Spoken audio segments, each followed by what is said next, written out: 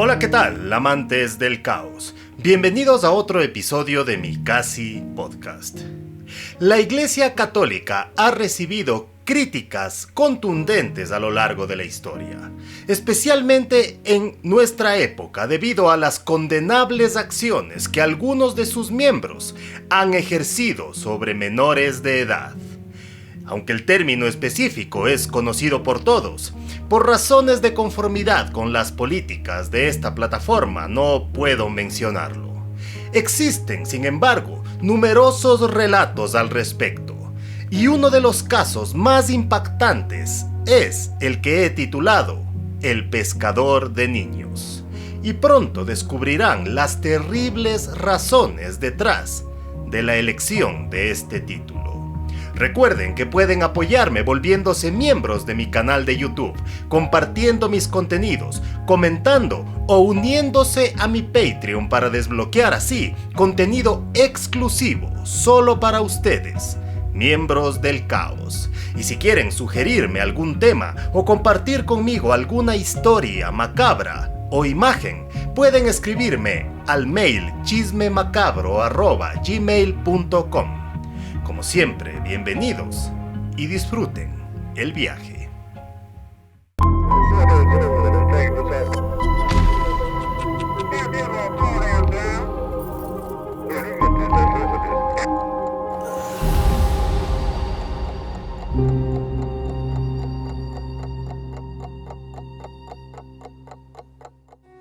Tan solo quieres que yo te siga, Señor,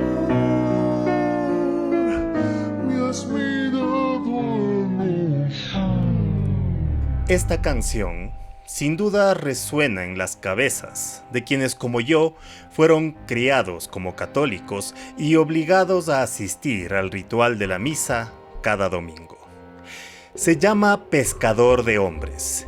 Y en 1978, cuando Karol Wojtyła era elegido papa con el nombre de Juan Pablo II, los versos de la misma resonaban en su cabeza.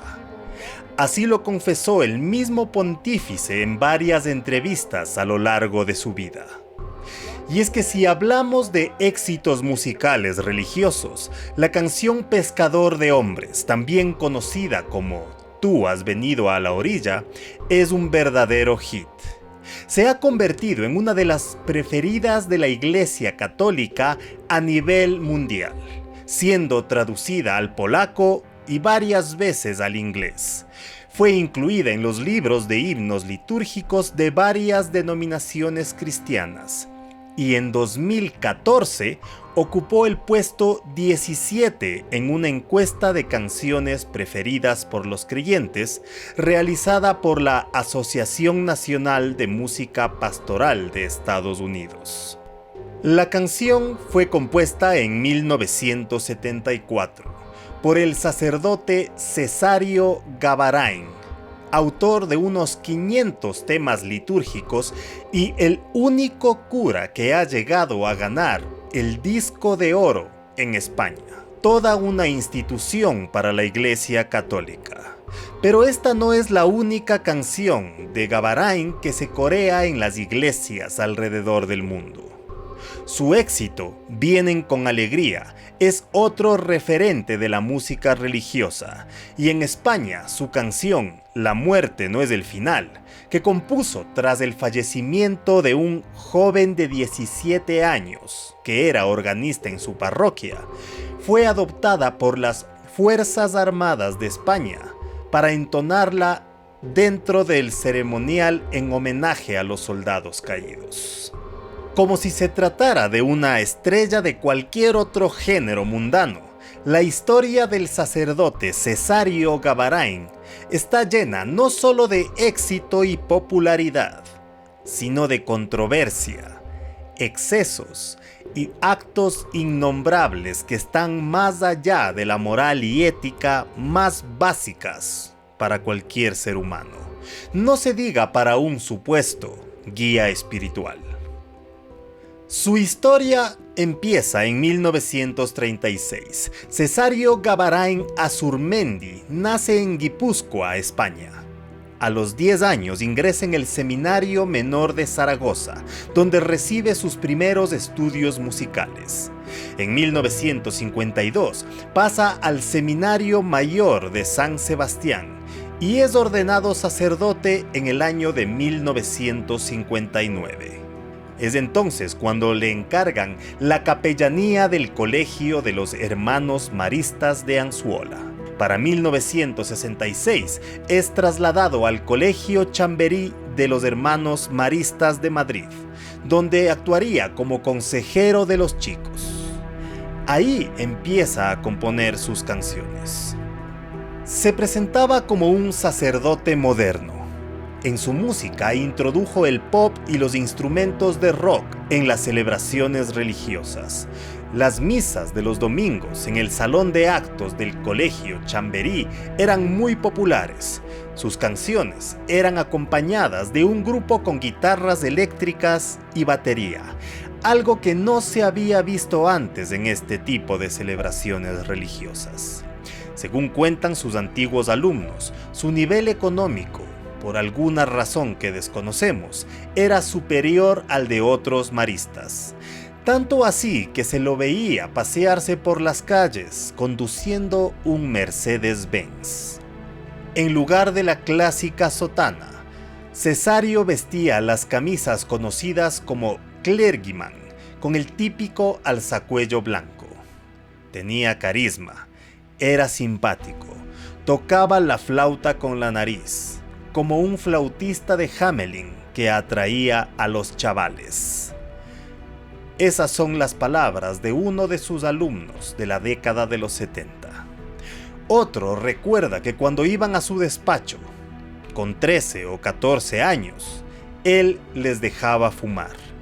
Sin duda una estrategia para ganarse la confianza de los alumnos. No fue hasta 1978 que se destapó al fin la olla de grillos. Sucedió en diciembre, cuando llevaban a cabo unos ejercicios espirituales en una residencia de Madrid. Uno de los estudiantes contó la historia años después. Dormíamos cada uno en una habitación. Tras la primera noche, mi compañero de al lado vino muy asustado a contarme que Cesario se le había metido en la cama y le había manoseado. Aún recuerdo su cara de terror. Sin saber qué más hacer, los niños acordaron que esa noche su amigo se pasaría a su habitación a través de una terraza que ambos cuartos compartían. Cuando hizo esto, se quedaron hablando. Su tutor, el hermano Aniceto Abad, escuchó la conversación y entró a la habitación. Les riñó y les preguntó qué hacían juntos. Fue entonces que le contaron lo sucedido. El tutor se puso muy serio, diciendo que era una acusación bastante grave, y les preguntó si le había pasado lo mismo a más chicos. A partir de entonces, el hermano Aniceto se ocupó del tema y habló con las familias de varios afectados. Cuando ellos volvieron al colegio en enero de 1979, Cesario ya no estaba. Varios muchachos contaron que el cura era nada más y nada menos que un depredador. Bajaba a los vestuarios de los chicos a mirar cuando se duchaban. El hermano de una de las víctimas, ya fallecida, cuenta: mi hermano volvía a su cuarto de ducharse y el padre Cesario entró y empezó a decirle, mientras intentaba abusar de él: eres un bichito malo. Pero llegaron sus compañeros y le salvaron. Días después, esta víctima le contó todo a su hermana, quien le empujó a decírselo a sus padres. Enmudecieron porque vieron que ese secreto a voces al final era verdad, contó el hermano del afectado. Los padres de los niños fueron a hablar con el director de la institución, el hermano Aquileo Manciles, y para su sorpresa, él no negó nada de los hechos. De hecho, les dijo: lo sabemos, Está muy arrepentido y quiere hablar con ustedes, porque lo ha pasado muy mal, y dice que ha pensado en quitarse la vida. Era un intento desesperado por inspirar lástima por el depredador. Pero uno de los padres de los niños amenazó con contar todo a la prensa. Esto propició la salida de Gavarain de la escuela de Chamberí. Era como el Dr. Jekyll y Mr. Hyde. Por un lado, un cura carismático, popular, amigo de deportistas famosos y del Papa. Y por otro, un abusador. Algo inimaginable para todos los que le admiran, dijo uno de sus alumnos décadas después. Otra de sus poses de modernidad era que acostumbraba a confesar cara a los estudiantes. Estaba siempre fuera del confesionario, sentado en un banco, oportunidad que no desaprovechaba para hacer de las suyas. Un exalumno cuenta, te toqueteaba, te sobaba, te ponía la cara contra la suya, notaba su aliento. Como director espiritual del centro, el padre recibía en su despacho a quien necesitara consejo o ayuda. De hecho, instaló un buzón en la puerta de su oficina, donde podías pedir verle. Dejabas un papelito y luego él te llamaba en plena clase. Los niños empezaron a hacer esto, sobre todo para perder clase. Pero poco a poco se fueron dando cuenta de que era simplemente una trampa. En una ocasión, cuentan los exalumnos, aparecieron escritas en los muros del colegio palabras cuyo autor seguramente fue una de las víctimas. El graffiti acusaba al cura de homosexual. Lo más extraño, relata uno de sus alumnos, ocurrió cuando en 2 ocasiones se lo llevó junto con otros niños de viaje a Zaragoza. En su testimonio cuenta, se iba a ver a su familia y nos dijo si nos queríamos ir con él. Fuimos 4 y las 2 veces pasó lo mismo. A la hora de dormir, siempre había una cama de menos. Alguien tenía que dormir con él. Era algo que él preparó. Lo echábamos a suertes, haciendo trampa porque ninguno quería. Y las 2 veces le tocó al mismo. Nos lo tomábamos a broma. No sé si pasó algo. Este amigo nunca nos dijo nada. Otro sobreviviente cuenta de un episodio de 1975. Tenía 11 años y un día Gavarain le dijo que fuera a su despacho para colaborar con él en una iniciativa musical que había inventado. El Festival de Canción Respuesta. Sabiendo que al niño le gustaba la poesía y con la excusa de que le iba a ayudar con las letras, le llamó a su despacho. Ahí le pidió que se sentara sobre sus rodillas. Empezó a manosearlo. El asustado niño escuchó de pronto la campana del recreo y alguien llamó a la puerta. Aprovechando esto, salió corriendo asustado. Como preceptor espiritual en el colegio, se le permitía al cura llamar a cualquier alumno a su despacho en cualquier momento, incluso si estaban en clases. No tenía que dar ninguna explicación. Sin embargo, la salida del colegio de Gavarain a finales de 1978 no serviría de nada. Poco tiempo después fue recolocado en otro colegio, el de San Fernando en Madrid, que era gestionado por los salesianos.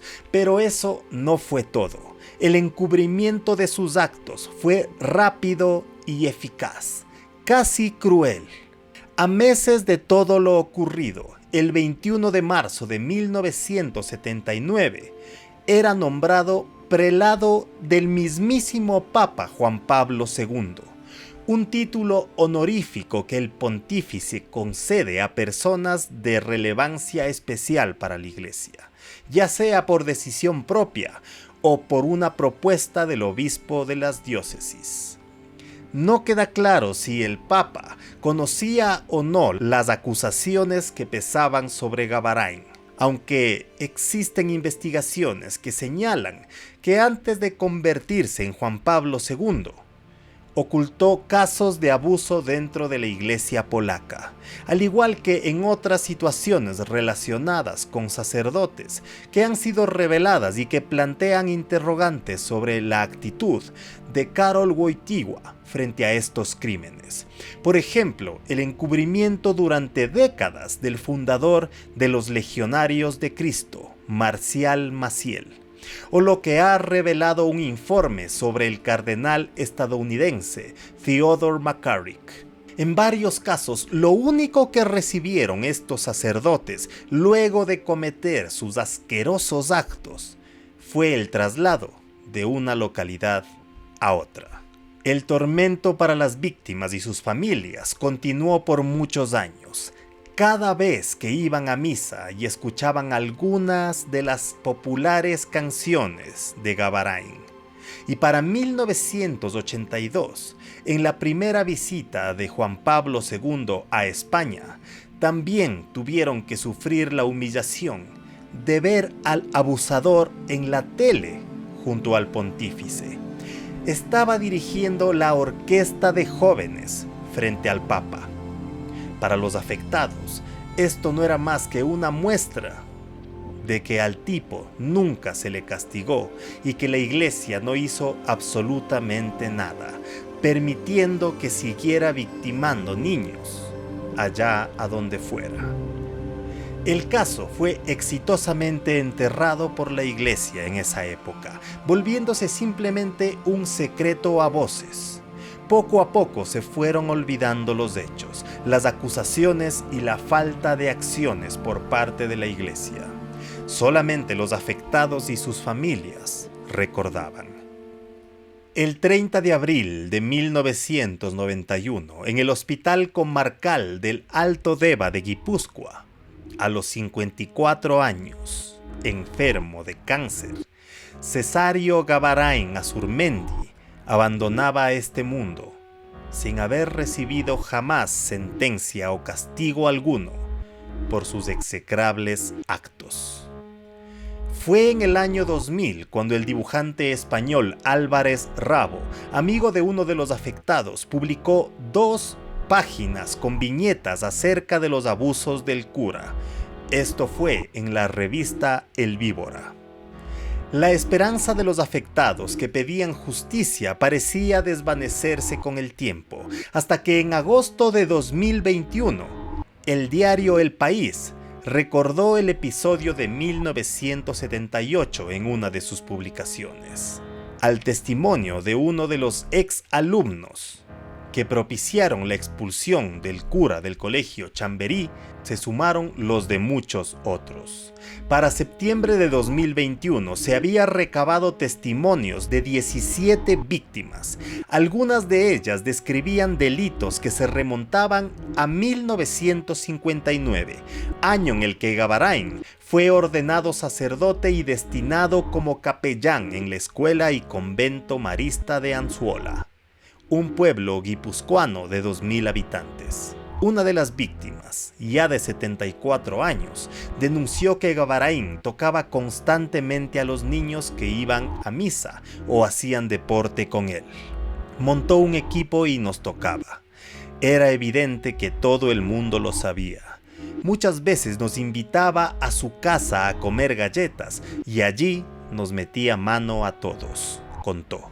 Desde hace años, él ha advertido a sus vecinos y al ayuntamiento para que eviten hacer homenajes al sacerdote. Sin embargo, incluso anunciaron en el pueblo que iban a escribir un libro sobre él. Fue entonces que les envió una carta certificada para contarles el lado oscuro y secreto del sacerdote. Nadie le contestó. El diario El País recordó en varios artículos que ninguno de los obispos de las respectivas diócesis donde se produjeron los hechos tomó medida disciplinaria alguna, ni denunció los mismos a las autoridades. Y es que era responsabilidad de los maristas abrir una investigación e informar a los obispos. La provincia marista ibérica, a la que pertenece Madrid, aseguró que desconocía el caso y señaló que los responsables actuales eran entonces muy jóvenes. Abrió a partir de los reportajes de El País una investigación para aclarar cómo se actuó, pero con los colegios cerrados y la mayor parte de los protagonistas fallecidos, dijeron que era muy difícil hacer averiguaciones con rapidez. La orden dijo que está buscando a hermanos de las víctimas que estuvieran en el colegio en la época. El 28 de julio de 2021, la provincia marista ibérica publicó un comunicado en el que manifestaba su dolor y pesar por los hechos publicados en los medios de comunicación en esos días. La Arquidiócesis de Madrid explicó al diario El País que no tiene constancia en sus archivos de ninguno de estos episodios, aunque anunció que está dispuesta a abrir una investigación y recibir denuncias, así como a prestar asistencia a las víctimas a través de su proyecto Repara, acrónimo para Reconocimiento, Prevención, Atención y Reparación a Víctimas de Abusos. En agosto de 2021, la Oregon Catholic Press, OCP, dueña de los derechos de las canciones del abusador, anunció la decisión de retirarlas de su web, así como de sus cancioneros, CDs y partituras. Todo esto temporalmente, mientras esperaban las conclusiones de las investigaciones. Asimismo, donó las regalías correspondientes de las canciones a una organización de apoyo a las víctimas de abuso.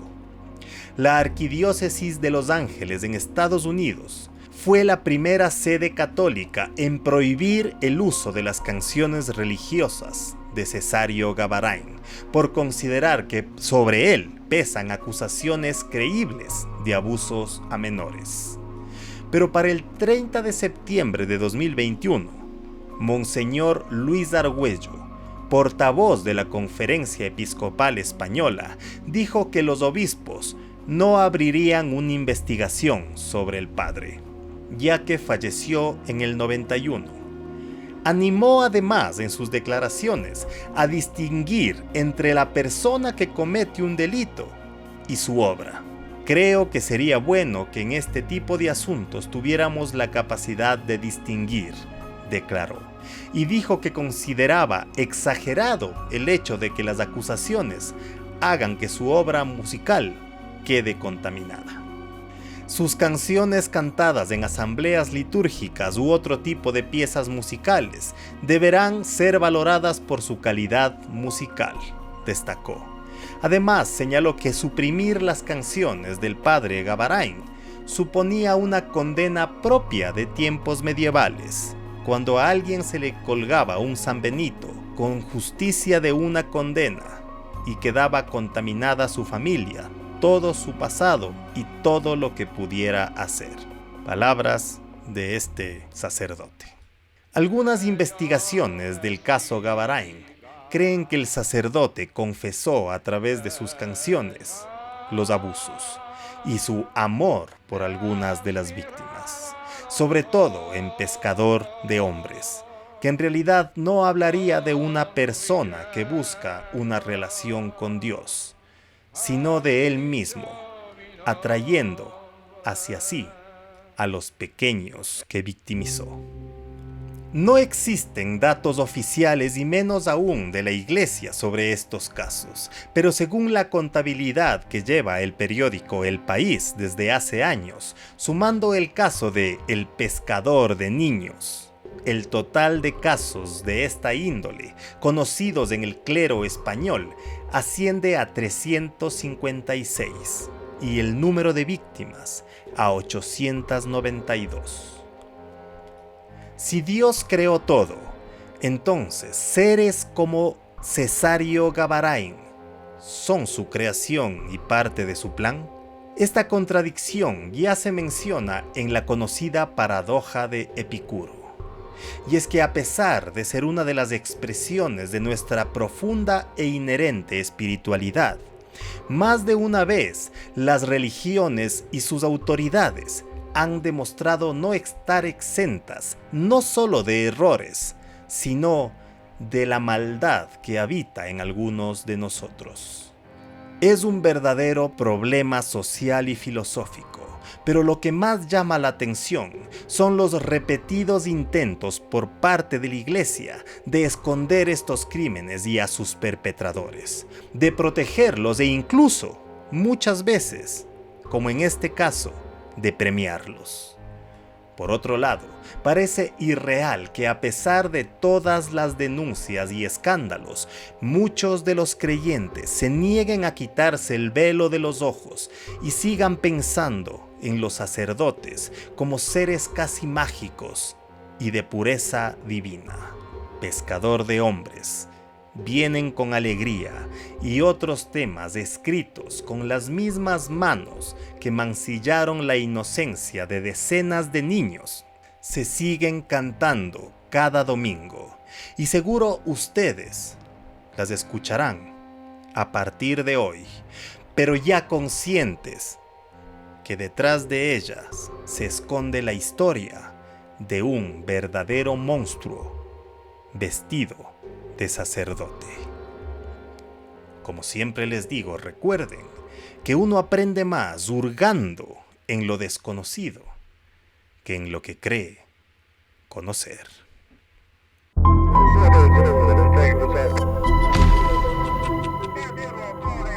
Si te gustó este contenido, te invito a ver otro episodio. También puedes suscribirte y activar la campanita para recibir mis notificaciones. Apóyame a través de Patreon. Conviértete en mi mecenas, recibe contenido exclusivo y tu nombre aparecerá en los créditos de mis videos.